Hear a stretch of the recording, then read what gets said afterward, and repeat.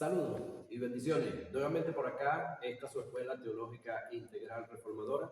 Continuamos con esta materia hermosa y controversial como lo es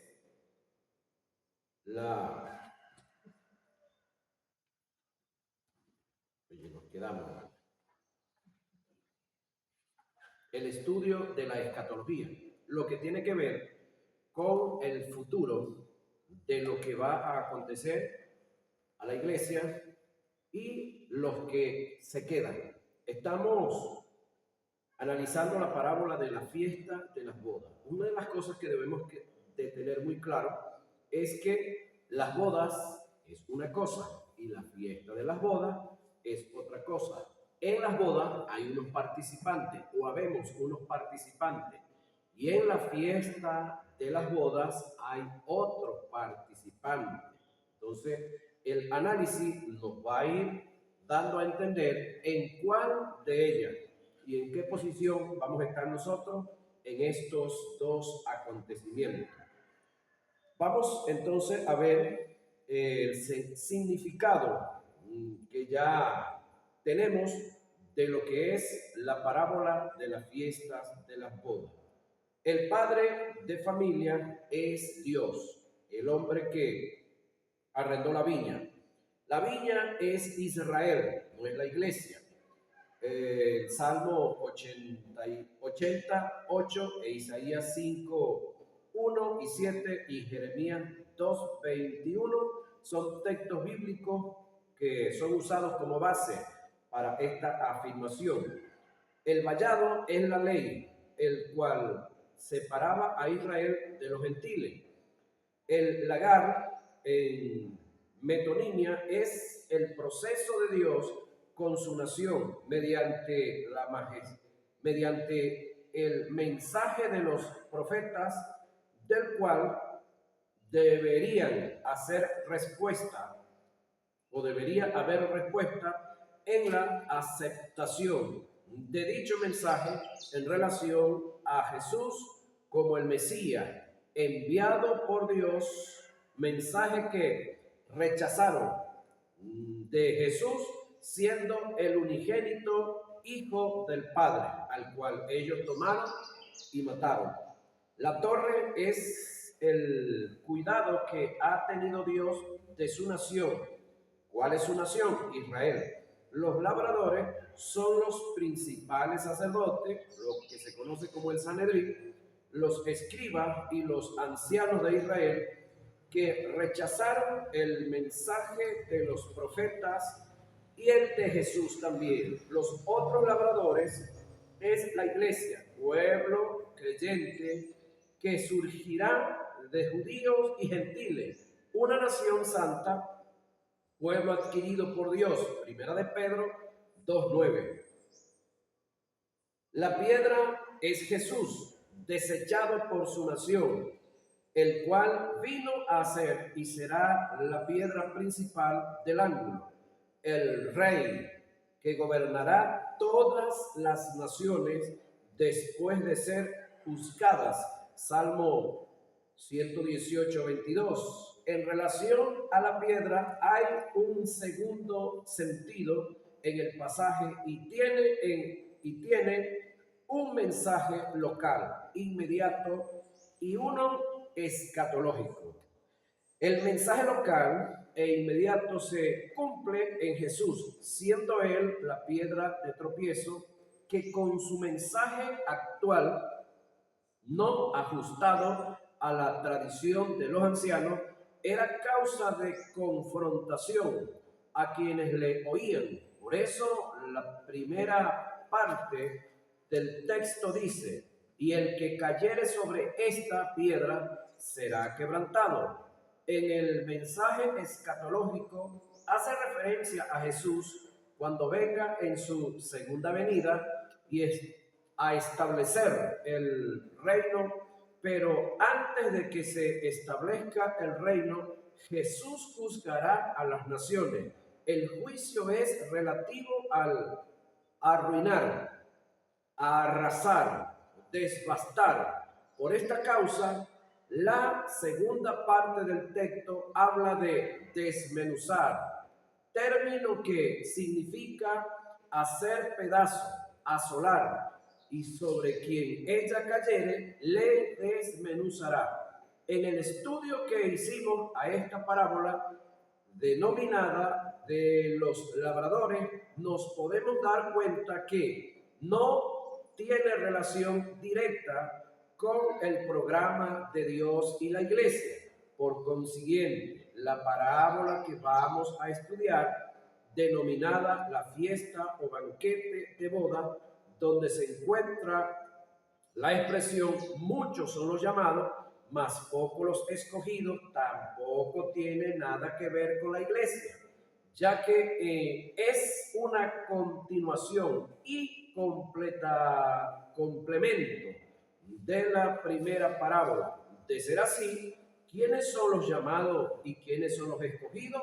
Analicemos la parábola. Respondiendo Jesús, les volvió a hablar en parábola diciendo: el reino de los cielos es semejante a un rey que hizo fiesta de boda. Oiga la expresión, fiesta de boda, a su hijo, y envió a sus siervos a llamar a los convidados a las bodas, mas estos no quisieron venir. Volvió a enviar a otros siervos diciendo: decid a los convidados, he aquí, he preparado mi comida, mis toros y animales engordados han sido muertos, y todo está dispuesto. Venid a las bodas. Mas ellos, sin hacer caso, se fueron, unos a su labranza y otros a sus negocios, y otros, tomando a los siervos, los afrentaron y los mataron. Al oírlo, el rey se enojó. Entonces dijo a sus siervos: las bodas a la verdad están preparadas, mas los que fueron convidados, oiga la expresión, no eran dignos. Y pues a la salida de los caminos, y llamad a las bodas, a cuanto halléis. Y saliendo los siervos por los caminos, juntaron a todos los que hallaron, juntamente malos y buenos. Y las bodas fueron llenas de convidados. Y entró el rey para ver a los convidados, y vio allí a un hombre que no estaba vestido de boda. ¿Quién será ese individuo? A uno que no estaba vestido de boda. Y le dijo: amigo, ¿cómo entraste aquí sin estar vestido de boda? Mas él enmudeció. Entonces el rey dijo a los que servían: atadle de pies y manos y echadle en las tinieblas de afuera. Allí será el lloro y el crujir de dientes, porque muchos son los llamados y pocos los escogidos. Ahí es donde está este texto al final de esta parábola, que está en Mateo 22, 1 al 14. En esta parábola, Jesús presenta a la nación de Israel, no a la iglesia, como excluida, y a los menospreciados gentiles como invitados a la mesa. Reitero, tampoco esta parábola tiene que ver con la iglesia, porque en su gran mayoría la iglesia fuimos gentiles, que ahora no lo somos porque somos iglesia. Esto tiene que ver con el programa de Dios, con Israel y con los gentiles en plena gran tribulación. Cuando analizamos esta parábola en su lenguaje cultural, en el paralelismo con Lucas 14, 15 y 24, tiene y encierra el mismo mensaje de la parábola de las 10 vírgenes. Se utilizan expresiones en echar, expresiones en común, que no tienen nada que ver con la iglesia, tales como reino de los cielos, bodas, fiestas de bodas, echarle en las tinieblas de afuera, llorar y crujir de dientes. Es decir, cada vez que usted consigue estas expresiones, en la Biblia, especialmente en el Nuevo Testamento, no tienen, señoras y señores, nada que ver con la iglesia. Esto encierra a un cuadro en el cual Israel va a estar involucrada y las naciones. Y para complementar, hay excluidos que no participaron de las bodas. Caso que está en común a las 5 vírgenes insensatas que tampoco participaron de las fiestas de las bodas. Nótese que estamos hablando de fiestas de boda, no de las bodas. El término muchos son los llamados, más pocos los escogidos, en el lenguaje escatológico, según el pensamiento del emisor, los muchos que vienen siendo los llamados están haciendo referencia a los gentiles que atendieron la predicación del evangelio, del reino, aceptando a Jesús como el rey, y los pocos que son los convidados e invitados son los judíos que rechazaron dicha predicación. Ahora, voy a esto y aclaro este punto. No es que la cantidad de gentiles que van a recibir al Mesías como el Cristo van a ser mucho porque Israel sea muy poco. No, es que cuando hablamos de Israel estamos hablando de una población que solamente cubre el 3% de la población mundial. Y estamos hablando de los gentiles, que es el 96% del resto de la población mundial. Entonces, en cuanto al llamado que se hace a través de la predicación del Evangelio del Reino, muchos son los llamados, ¿quiénes? Los gentiles, y pocos los escogidos porque escogieron. Aclaro esto, no es que Dios escogió a pocos y los demás los rechazó, no, es que pocos son en cantidad frente a los gentiles de los que determinaron servir a Jesús, aceptarlo como el rey. Eso es después de la segunda venida, en pleno juicio a Israel y juicio a los gentiles.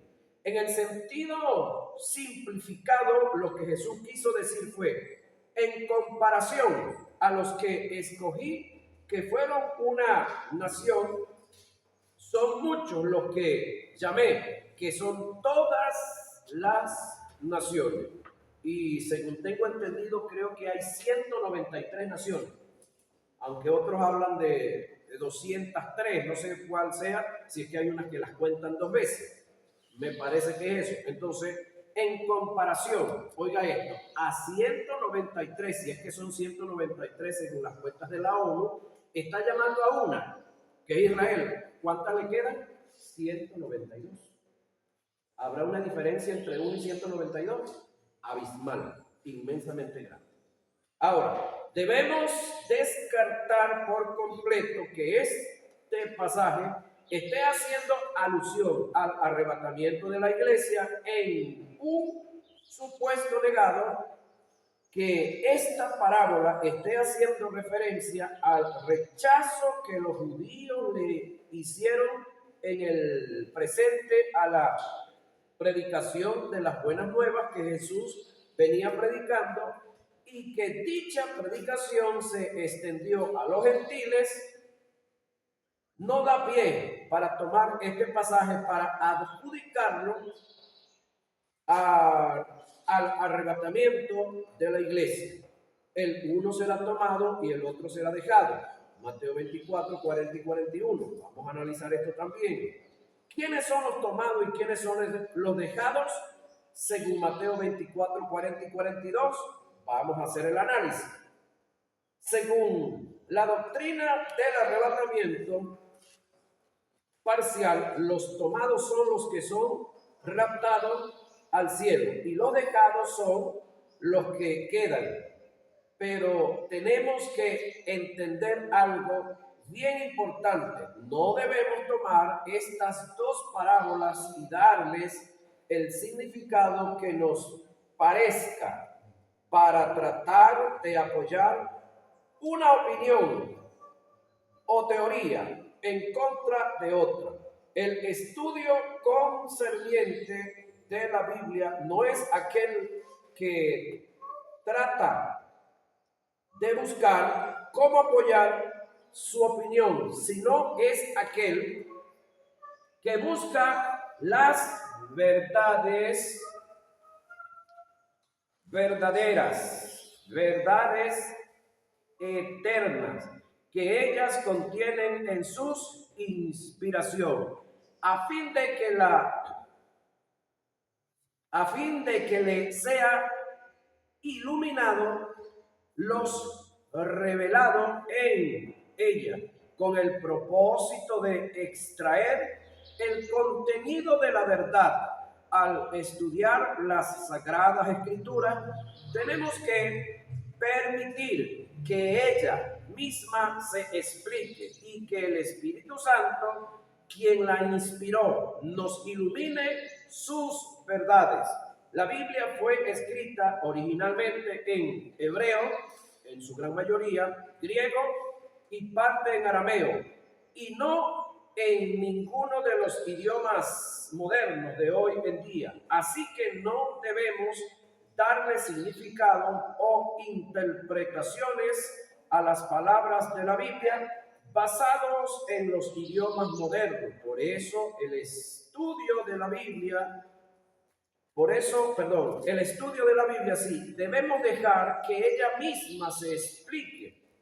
Debemos comparar un texto con otro texto, ver el contexto, entender el marco histórico y comparar la palabra con pasajes paralelos que contienen los mismos términos para entender su verdadero significado bíblico, escrito en su idioma original. Debemos tomar en cuenta el emisor, el receptor, el cronista, la comunicación, la causa de la comunicación.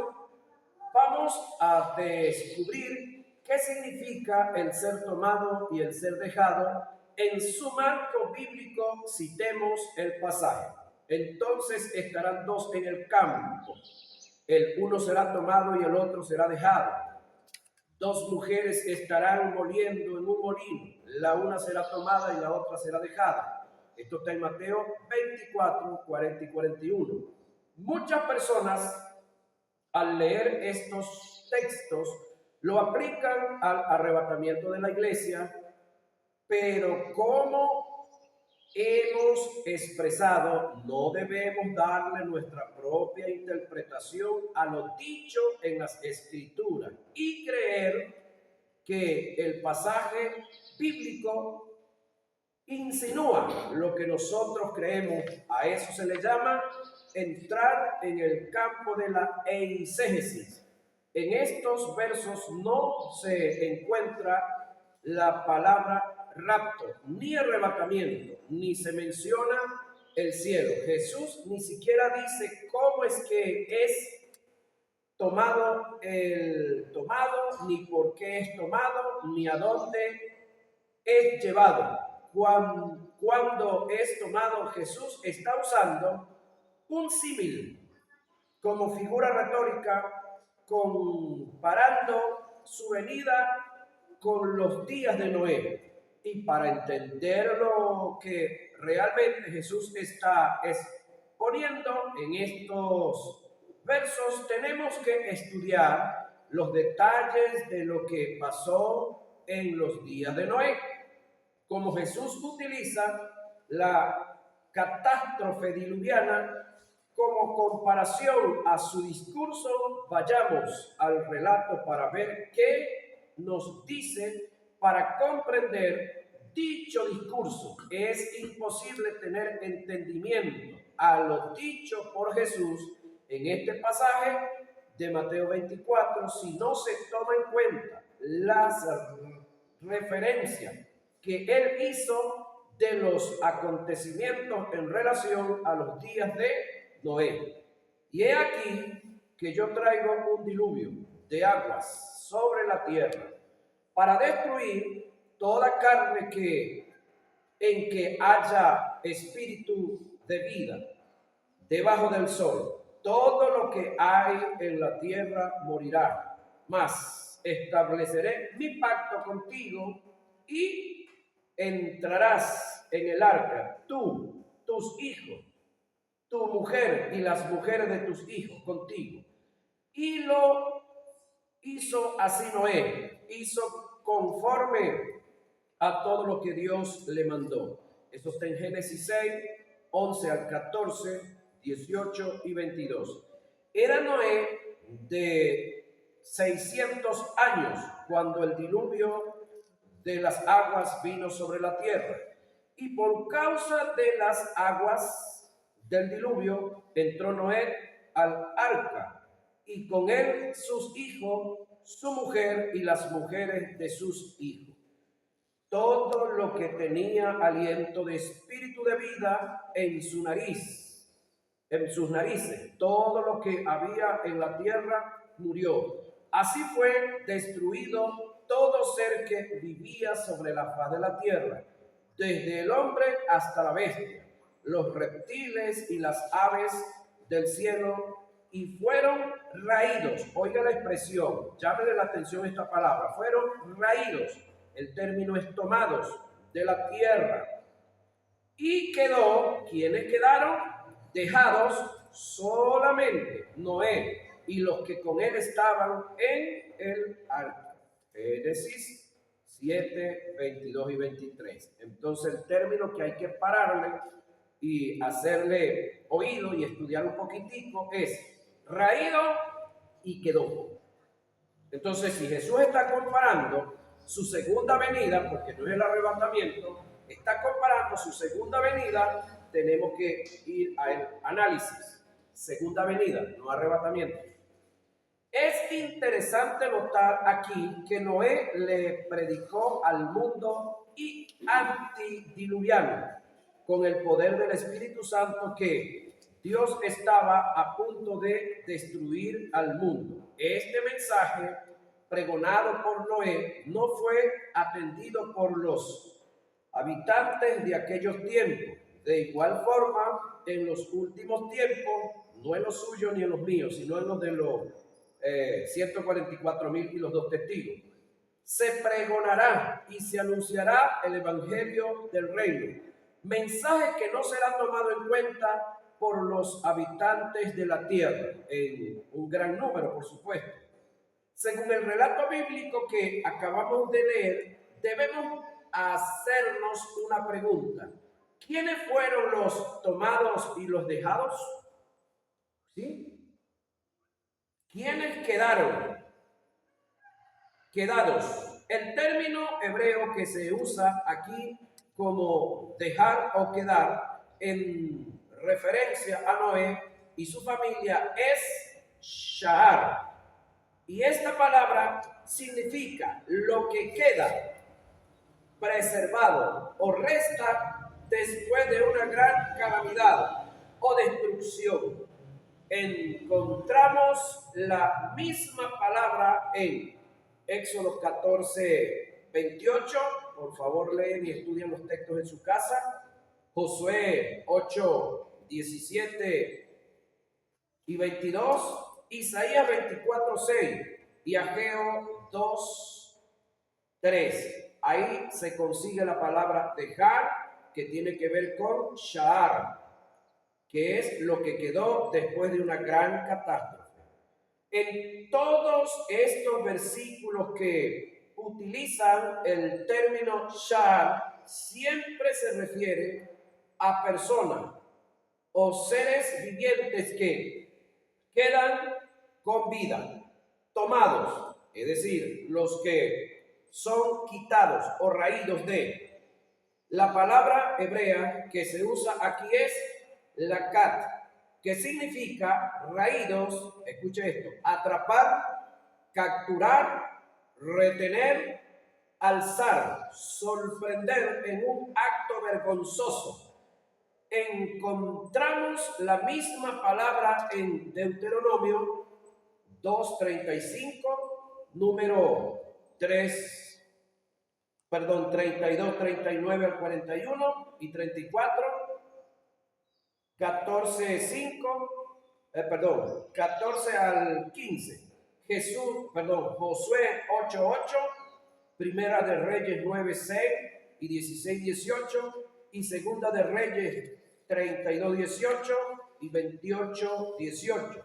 Jeremías 32:28, 48:1 y 7.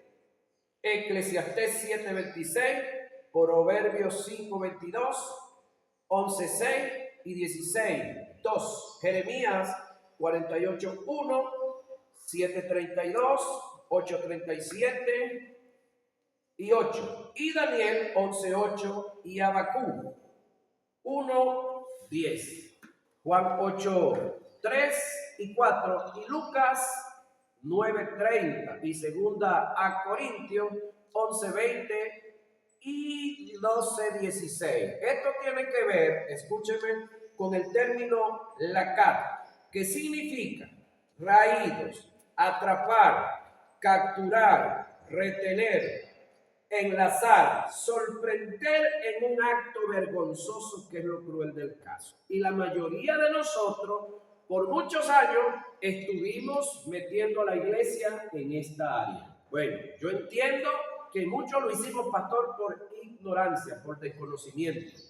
Pero de ahora en adelante creo que con lo que acabamos de estudiar, de entender, y lo que falta que ustedes estudien en su casa, parece que vamos a tener que cambiar el tema, el discurso, porque ya estamos viendo que este es un evento o el evento de la segunda venida, que Jesús mismo lo compara como en los días de Noé. Yo llegaba hasta la fiesta, es decir, mi mente, cuando yo analizaba esto, mi mente llegaba hasta la fiesta, los bochinches, las rumbas, el problema del homosexualismo en hombres y mujeres, pero el cerebelo mío no me daba para acá, para este nivel. No entendía, es decir, no analizaba sobre la parte de quedados y dejados. Ahora, una vez que estudié y analicé, y entiendo que esto tiene razones, tiene lógica y tiene fundamento bíblico, pues yo fui uno de los que ya cambié el tema. Los términos tomar y dejar en el lenguaje bíblico difieren mucho de lo que pueden significar para nosotros hoy en día, de acuerdo a nuestro idioma y nuestras culturas. Al analizar ahora los versículos 40 y 41 de Mateo 24, notamos algo muy importante. El versículo 40 comienza con la palabra entonces. Según el contexto, el vocablo entonces está haciendo referencia a la catástrofe diluviana que dejó como resultado a unos que son tomados y a otros que son dejados. Y entonces aquí es donde hubo la confusión, que los tomados era la iglesia y que los dejados era la otra mitad de la iglesia, ni siquiera el mundo, compañero, ni siquiera el mundo, sino la otra mitad de la iglesia. Esto es en los que creen en la doctrina del arrebatamiento parcial de la iglesia. Ahora nótese que no tiene nada que ver. Quienes fueron dejados o preservados en el arca, Noé y su familia, y los que fueron tomados, raídos o sorprendidos por el juicio fueron los que no atendieron el llamado de Noé. Recuérdense que aquí no habían israelíes, ¿no? Es entonces una similitud de lo que Jesús presenta en Mateo 24. Los que son dejados son los que son los preservados para el reino, para entrar en el milenio, y los que son tomados son los que entrarán en juicio. Esto es profetizado por el profeta Isaías en sus escritos. Quiere decir que Isaías también ya lo había dicho. Pero el día y la hora nadie lo sabe, ni aun los ángeles del cielo, sino solo mi Padre, lo dice Jesús. Mas como en los días de Noé, así será la venida del Hijo del Hombre. ¿De qué venida está hablando? De la segunda venida, en la cual usted y yo no vamos a participar estando en la tierra. Aclaro esto. Sí vamos a participar, pero viniendo con Jesús en las nubes del aire. Cuando el texto dice que Él viene con sus santos millares, esos santos millares es usted y soy yo. Amén. porque como en los días antes del diluvio estaban comiendo, aquí es donde llegaba mi mente nada más, y bebiendo y casándose y dándose en casamiento, hasta el día que no entró en el arca. Hasta ahí me llegaba a mí el estudio bíblico, y ahí para adelante no entendía nada. Y no entraron hasta que vino el diluvio y los llevó a todos. Así será también la venida del Hijo del Hombre. Entonces estarán dos en el campo, el uno será tomado y el otro será dejado. Recuérdese que el que será tomado es para juicio y el que aquí fue tomado fue para juicio, raído, y el que fue dejado es para que llenara nuevamente la tierra, la poblara, que es Noé y toda su familia. Dos mujeres estarán muriendo en un molino, la una será tomada y la otra será dejada. Vela pues, porque sabéis a qué hora, porque no sabéis a qué hora ha de venir vuestro Señor. Esto es Mateo 24, 36 y 42. En aquel tiempo el renuevo de Jehová será para hermosura y gloria, y el fruto de la tierra para grandeza y honra a los sobrevivientes de Israel. Y acontecerá que el que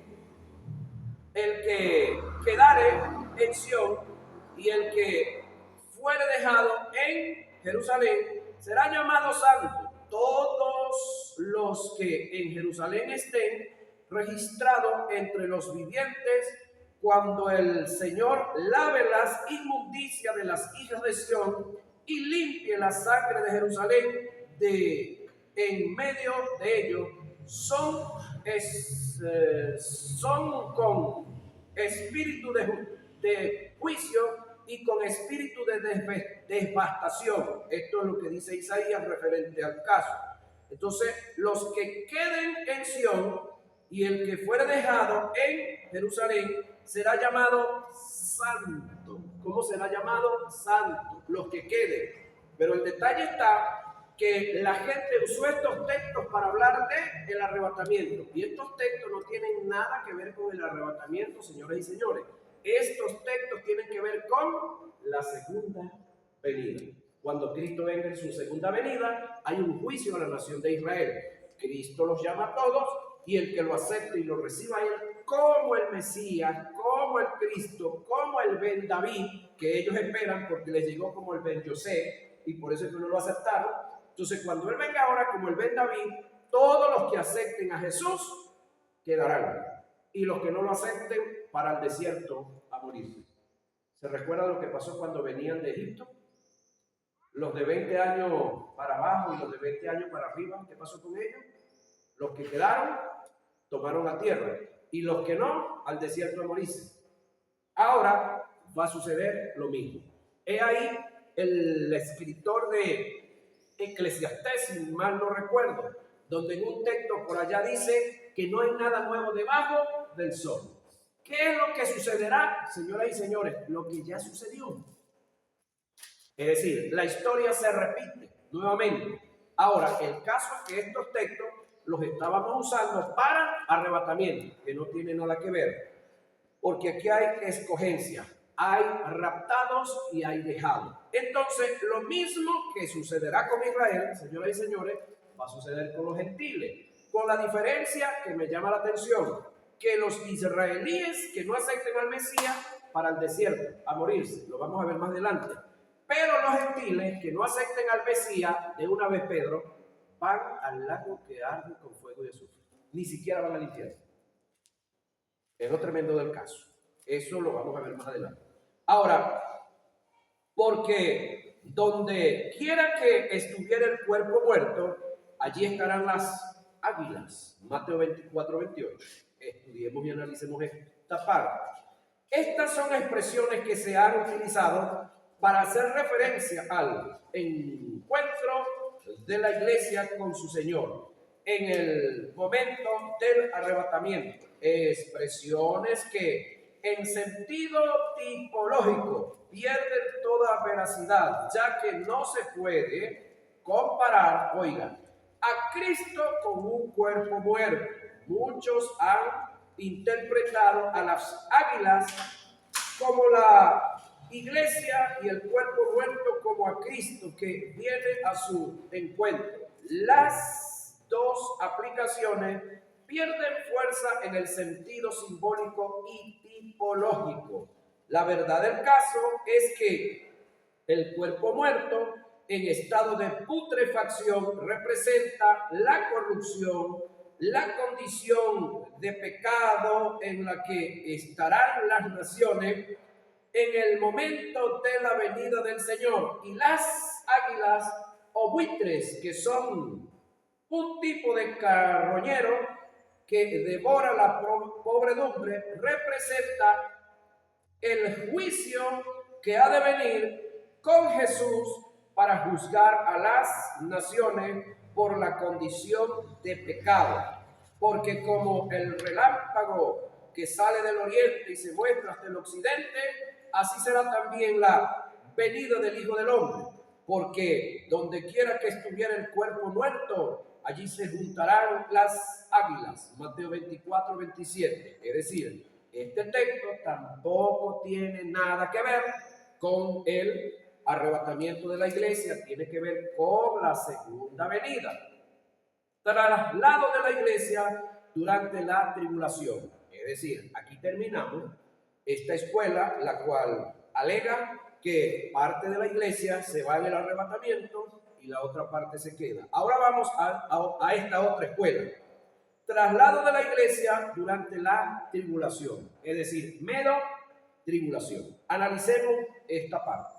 Esta escuela enseña y afirma que la iglesia va a ser arrebatada al final de los primeros 3 años de la tribulación, conocidos teológicamente como la 70ª semana de Daniel. Esta es la escuela denominada como tribulación. Esta escuela afirma que la iglesia sufrirá los eventos de la primera mitad de la tribulación, los cuales, de acuerdo con esta teoría, no son manifestaciones de la ira divina, y por esta razón será trasladada antes de que comience la última mitad de la semana, el cual si contiene todo el derramamiento de la ira de Dios. Es decir, supuestamente, según esta escuela, los primeros 3 años y medio no va a haber derramamiento de la ira de Dios, según ellos, ¿no? Esta escuela alega que el traslado de la iglesia ocurrirá en conexión con el sonido de la séptima trompeta y el ascenso de los 2 testigos nombrados en el capítulo 11 de Apocalipsis. El detalle es que el sonido de la trompeta de Apocalipsis me habla de sonido de trompeta de ángeles. Pero el caso de la trompeta que anuncia el arrebatamiento de la iglesia no son trompetas de ángeles, sino trompeta de Dios. Ahí hay una gran diferencia. Una cosa es trompeta de ángeles y otra cosa es trompeta de Dios. Razones por la cual esta escuela pierde fuerza en la escatología, niega totalmente la doctrina de la inminencia. Es decir, esta escuela le da un tiempo específico y muy aproximado al arrebatamiento de la iglesia, porque una vez que el anticristo como individuo comience a gobernar, 3 años y medio tiene la iglesia para prepararse para irse. Esta escuela, es decir, no hay entonces el arrebatamiento inminente de la iglesia. La venida de Cristo no se sabe cuándo va a suceder. Es un acontecimiento inminente, súbitamente, que está a las puertas.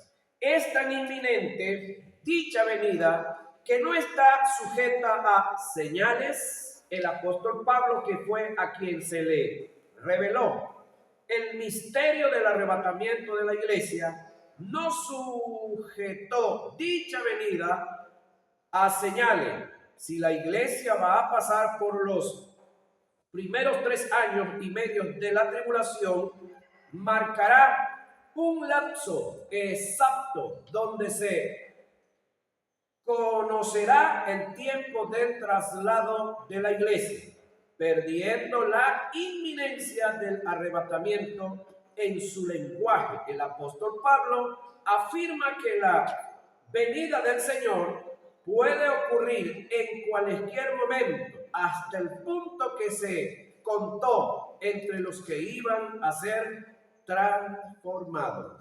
He aquí os digo un misterio: no todos dormiremos, es decir, no todos moriremos físicamente, pero todos seremos transformados. Nótese que aquí se metió el apóstol entre los transformados, sin haber muerto.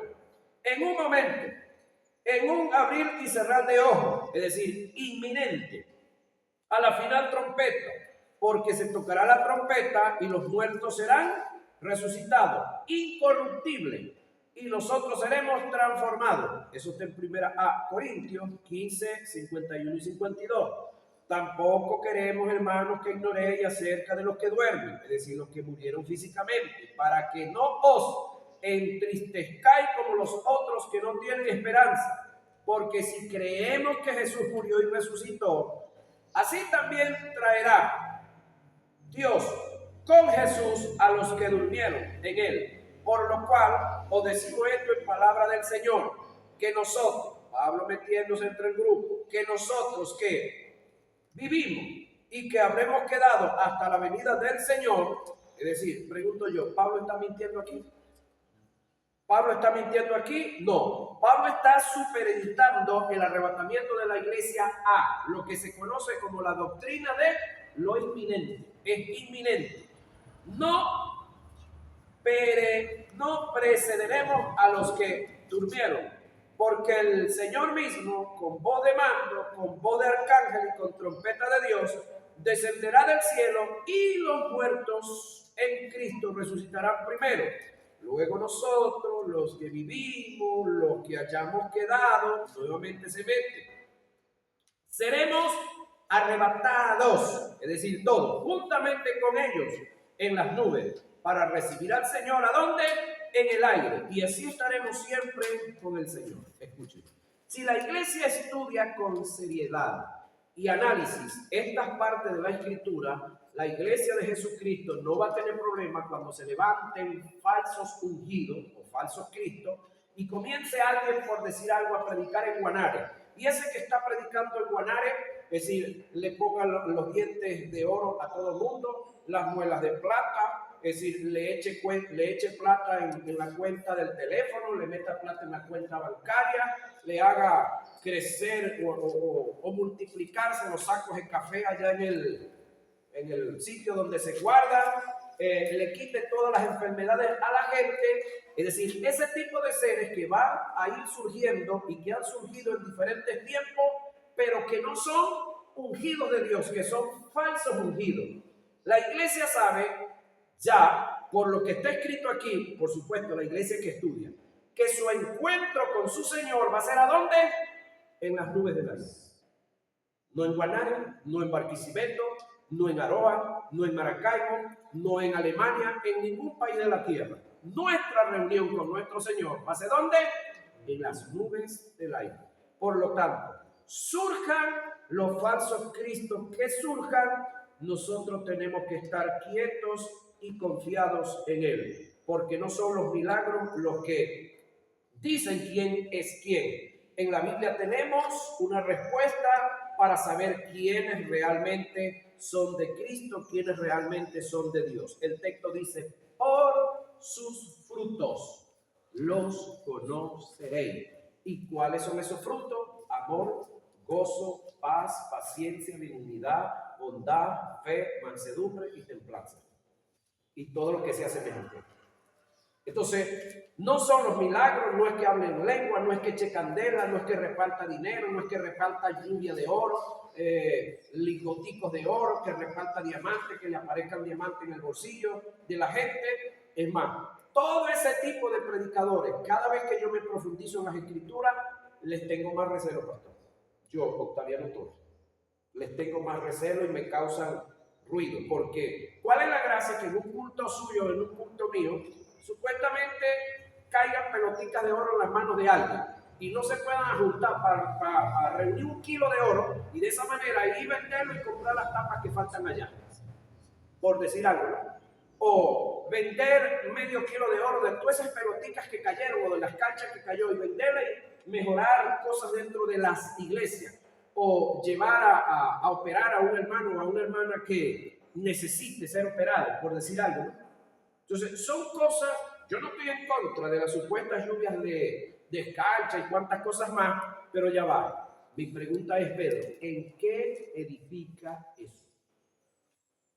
Esa es la gran pregunta del caso. ¿En qué edifica lo que están haciendo nuestros ministerios?